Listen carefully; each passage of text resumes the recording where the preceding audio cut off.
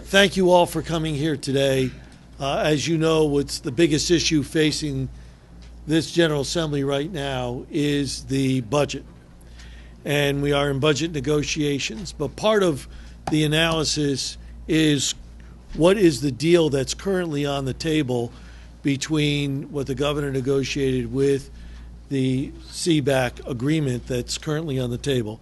And the governor indicates that the savings over the 2 years is a $1.5 billion savings.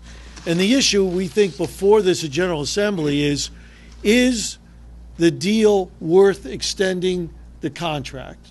So the question becomes, what is the value within that 1.6 that's allocated to the CBAC agreement alone?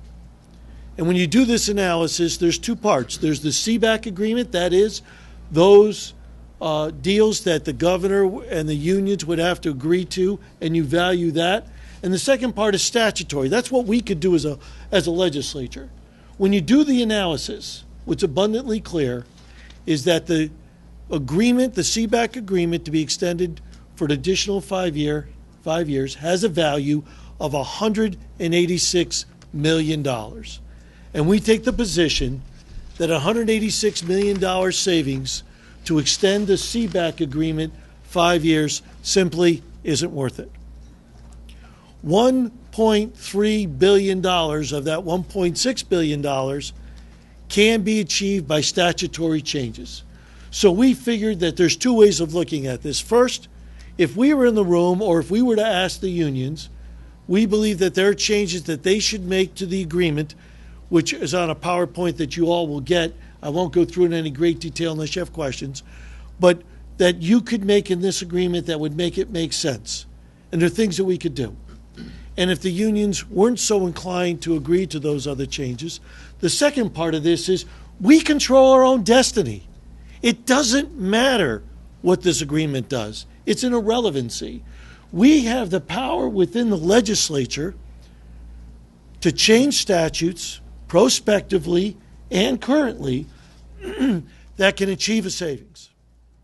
So what we did was we looked at our budget that we came out with a few weeks ago, a month ago maybe now, before the numbers changed. And then we enacted, in what we're proposing here today, statutory changes that would put this budget in balance, taking our current budget, making a few changes, and doing statutory changes that begin in 2022, such as all union employees paying 6% towards their pension, such as a 5% percent of their pay towards health care, and that they have to be here. They have to be here for 15 years. Should say they have to pay for 15 years, and then they get that health care when they're eligible to get their pension. So if you remember, there's the rule of how many years you have to be here in order to receive your pension. Tie the pension with the health care.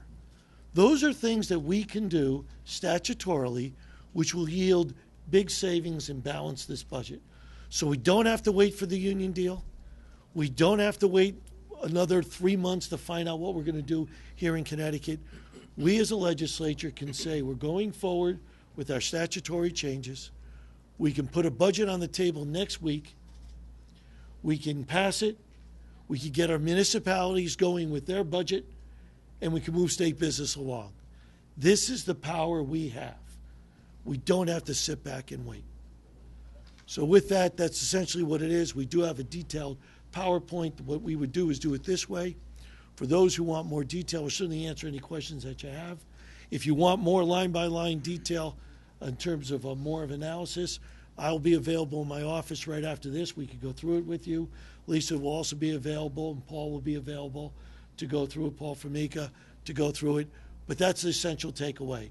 The union deals are worth the $200 million, and that we can do it simply by our own power in the legislature passing statutes. Any questions?